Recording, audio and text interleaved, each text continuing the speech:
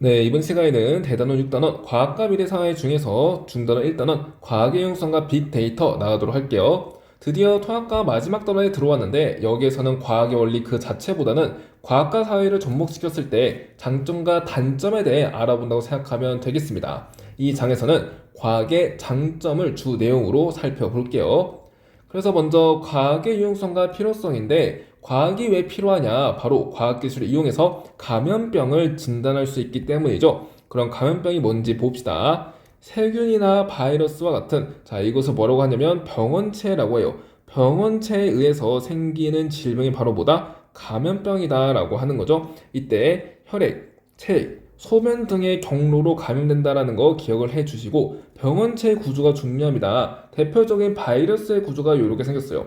겉부분에 단백질 껍데기가 있어요. 일단은 단백질로 이루어져 있구나 라는 거 확인해 주시고, 이 단백질 껍데기 내부에는 RNA라고 하는 유전 물질이 들어있죠. 자, 우리 RNA라던가 DNA라던가 이러한 유전 물질을 뭐라고 불렀어요? 그렇죠, 핵산이라고 불렀죠. 그래서 단백질과 핵산으로 이루어져 있다. 자, 이 부분을 중요하게 생각을 해 주시고, 그러면 이 병원체의 존재 여부를 어떻게 확인하는지 보도록 합시다. 사실 힌트가 여기에 있어요. 병원체가 단백질과 핵산으로 이루어져 있으니 병원체에 단백질이 나오는지 핵산이 나오는지 검출을 하면은 병원체의 존재 여부를 확인할 수 있겠죠. 자, 그럼 바로 다음 장에 감염병의 진단 기술 보도록 하겠습니다. 어떻게 하냐면 일단 검체를 채취해요. 여기서 검체라고 하면은 소변, 체액, 혈액 등 동물로부터 채취한 것을 말하는데 왜 굳이 소변, 체액, 혈액이냐? 바로 감염병의 감염 경로가 혈액, 체액, 소변이기 때문이죠. 그래서 여기로부터 채취한 것, 검체를 이렇게 채취를 해서 병원체의 존재가 이 안에 있는지 확인을 합니다. 그럼 병원체가 있으면 감염이 된 거고 없으면 감염이 안 된 거겠죠? 감염 여부를 이렇게 결정하면 돼요. 그럼 여기서 병원체의 존재를 어떻게 확인한다? 병원체에 단백질이 있는지 핵산이 있는지 이렇게 확인한다라고 했죠. 이때 병원체의 단백질 존재 여부를 확인하는 것을 신속 항원 검사라고 합니다. 그래서 읽어보면 검체에 병원체를 구성하는 뭐가 있는지, 그렇죠, 단백질이 있는지 확인하는 검사다, 이렇게 보시면 되겠고요. 원리가 아래와 같아요. 항원 항체의 반응을 이용합니다. 아니, 항원이 뭐고 항체가 뭔가요, 선생님? 항원은 뭐냐면 그냥 세균이라고 생각하면 돼요.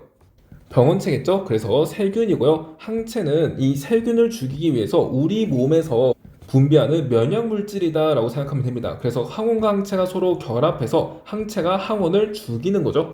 오른쪽 그림을 보면 이렇게 항원은 별 모양도 있고 육각형 모양도 있고 원 모양도 있습니다. 항체도 마찬가지로 이들과 결합하기 위해서 특정 모양으로 구성이 되는데, 이렇게 별 모양 항원을 없애기 위해서 별 모양 항체가 만들어지고요. 육각형 모양 항원을 없애기 위해서 육각형 모양의 항체가 만들어지는 거예요. 그러면 나중에 이 항체와 이 항원이 결합하겠죠? 이때 별 모양의 항체는 뭐와만 결합할 수 있더라? 별 모양의 항원과 결합할 수 있고 나머지 동그란 모양의 항원하고는 결합할 수가 없겠습니다. 그리고 이렇게 항원과 항체가 결합한 이 모양이 뭐냐면 항원, 항체, 복합체라고 부르는 거예요. 그래서 여기 적어봅시다. 항원, 항체, 복합체라고 부른다. 그래서 항체가 항원에 결합되어서 항원, 항체, 복합체를 이루면서 항원을 없앤다라는 얘기가 되겠죠. 그래서 정리해보면 항체는 특정 항원하고만 결합하더라. 이렇게 모양이 특이해서 특이한 모양하고만 결합을 하더라. 뭐와 비슷해요? 효소가 특정 기질하고만 결합한다라는 거. 기질의 특이성하고 비슷하다라고 볼 수 있겠죠. 자, 그러면 이 신속항원 검사 방법을 보겠습니다. 일단 검체 항원이 있으면 이 항원들이 모세관 현상에 의해서 쭉 이동하게 됩니다. 그랬을 때 만나는 선이 두 개가 있는데요. 첫 번째 이 선을 뭐라 부르냐? 실험선 C라고 하고요. 두 번째 이 선을 대조선 T라고 합니다. 실험선에 이렇게 항체가 있고 대조선에도 이렇게 항체가 있는 거예요. 한편 실험선에 있는 이 항체는 뭐하고만 결합한다? 항원하고만 결합한다 라는 거 꼭 기억을 해 주시고, 대조선에 있는 항체는 뭐하고 결합한다? 맞아, 여기에서는 항체하고 결합할 수 있어요. 이 대조선에 있는 항체는 여기 패드에도 항체가 있는데 이 항체와 나중에 결합하게 됩니다. 그러면 순서를 한번 쭉 보죠. 일단 키트에 이렇게 검체를 떨어뜨리면 여기에 있는 항원이 모세관 현상에 의해서 쭉 이동하게 됩니다.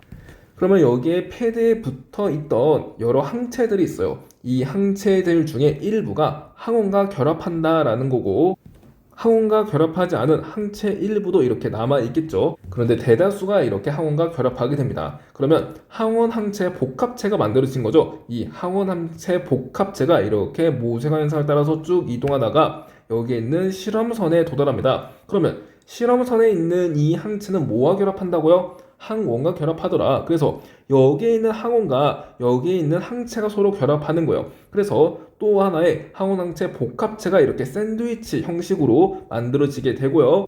항원과 항체가 결합해서 반응을 하니까 이렇게 붉은 선이 실험선에 나타나게 됩니다. 그리고 나머지 아까 패드에서 항원과 결합하고 남은 나머지 항체들 있죠? 이 항체들도 마찬가지로 쭉 이동하다가 실험선은 그냥 통과합니다. 왜냐하면 실험선은 항원하고만 결합할 수 있기 때문에 여기 대조선 T까지 이동하는 거예요. 그러면 이 대조선에서는 항체와 항체가 서로 결합할 수 있기 때문에 앞에서 항원과 결합하지 않은 이 항체가 쭉 오다가 여기에 있는 대조선에 있는 항체와 이렇게 결합하게 되는 거죠. 결합해서 붉게 빛이 나면서 만약에 항원이 있는 경우에는 실험선과 대조선 이 두 줄의 선이 나타나게 됩니다.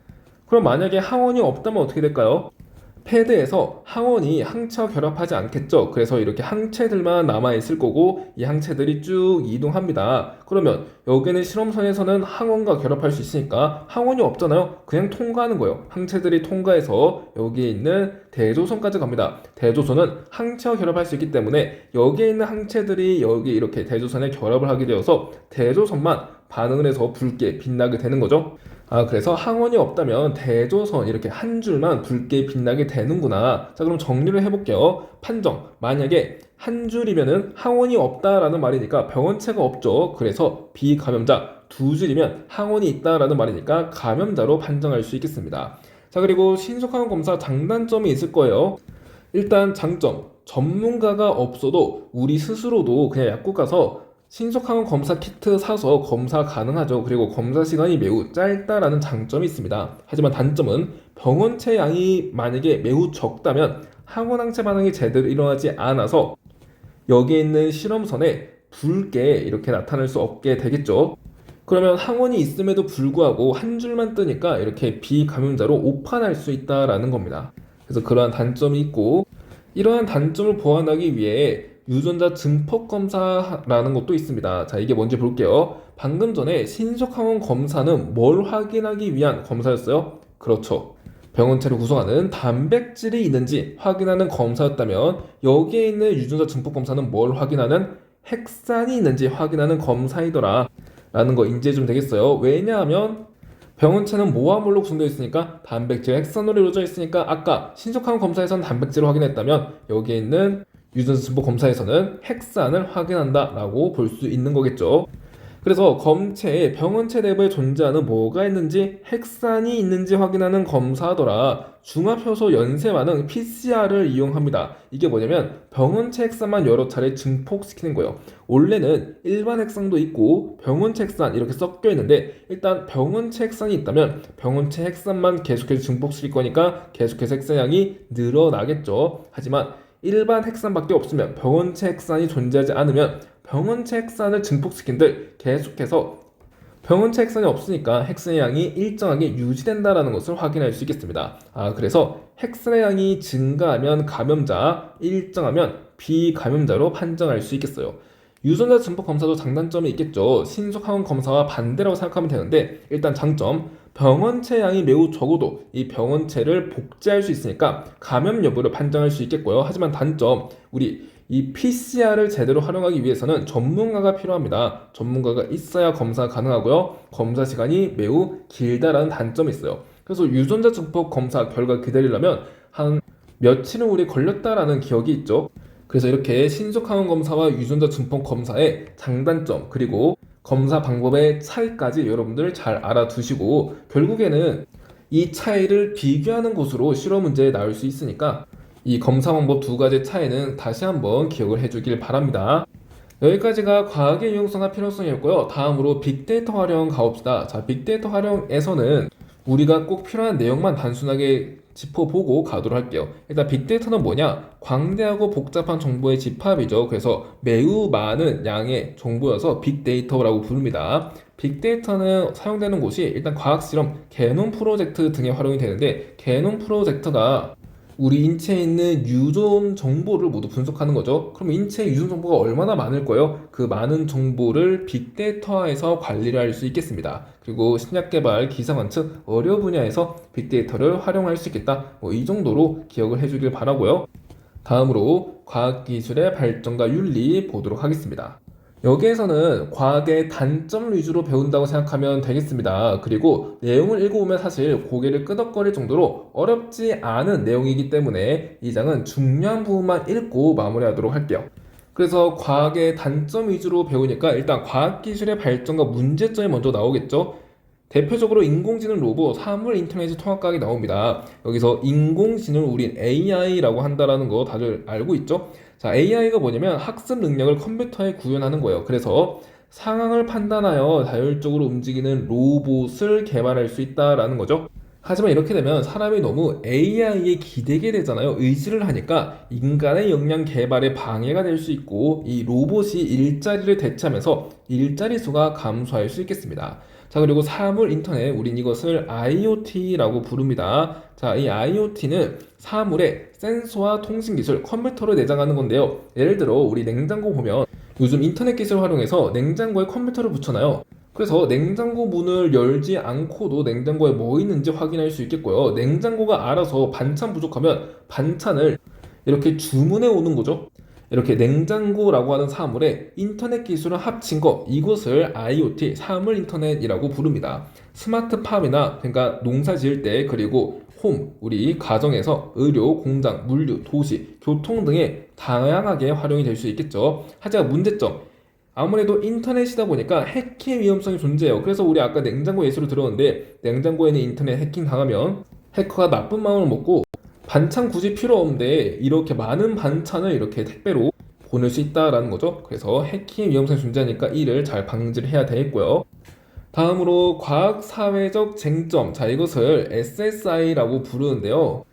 S가 소시오, 그러니까 사회이고, 나머지 S가 사이언스, 과학이죠. 그리고 I를 이슈라고 부릅니다. 그러니까 과학과 사회와 관련된 이슈들을 다룬다라는 거예요. 과학이 사실 양면성이 존재하죠. 밝은 면이 존재한다면 어두운 면이 존재합니다. 아까 말씀드렸지만 냉장고에 컴퓨터 기술을 내장한 거, 이것도 주문을 자유롭게 해주는 편리함이 있지만 해킹 위험성이 존재한다라는 양면성이 있다라는 거예요. 자, 이러한 장점과 단점과 관련된 이슈들을 과학 관련 사회적 쟁점이라고 부르는 겁니다. 그래서 과학기술 발달 과정에서 나타나는 사회나 윤리적 문제들이다 라고 보시면 되겠고, 합리적인 의사결정을 내리는 것이 중요하겠다, 당연한 말이죠. 그래서 넘어가고요. 과학윤리까지 하고 마무리할게요. 생명윤리나 사생활 침해를 방지하기 위한 정보보호 제도 등이 필요하다라는 거 인지를 해주시고, 특히 과학기술의 발전함에 따라서 동물 실험 등을 많이 하고 있는데 그게 바로 생명윤리와 관련된 것들이겠죠. 그리고 유전자 변형, 생물 등 다양한 생명윤리에 부딪히고 있다는 거 확인할 수 있습니다. 그러니까 사실 생명윤리도 이렇게 윤리적 문제들을 사회나 과학기술 발달 과정에서 나타나는 거니까 SSI라고도 볼 수 있는 거예요. 자, 그리고 과학윤리는 왜 필요하냐? 올바른 활용, 그리고 신뢰성 증대의 지속 가능한 생태계를 위해서 필요하다라고 볼 수 있겠죠. 과학을 너무 남용하면 인간의 편의를 위해서 하던 과학이 인간에게 도구로 작용할 수 있다라는 거예요. 그래서 남용을 방지하기 위해서 이렇게 과학윤리라는 것도 필요하다라는 거 인지를 해주면 되겠죠. 네, 그래서 오늘 여기까지 대단원 6단원 과학과 미래 사회까지 오늘 끝을 냈고요. 이렇게 해서 통합과학 전체를 훑어보았습니다. 여기까지 같이 달리시느라 정말 고생 많으셨고, 이제 개념을 한 바퀴 돌린 만큼 자신감이 생기신 분들도 계실 거예요. 그 자신감을 발판 삼아 내신에서든 모의고사에서든 좋은 활약이 있길 기대합니다. 앞으로는 틈틈이 기출문항들을 풀어보면서 지금까지 배운 이 개념들을 어떻게 적용하는지 살펴보는 영상을 올리게 될 것 같은데, 궁금한 점이나 개선사항들 댓글로 남겨주시고 저는 여기서 이만 물러나겠습니다. 다음 문항풀이 컨텐츠에서 또 만날 수 있길 고대할게요. 여러분들 모두 고생 많으셨어요.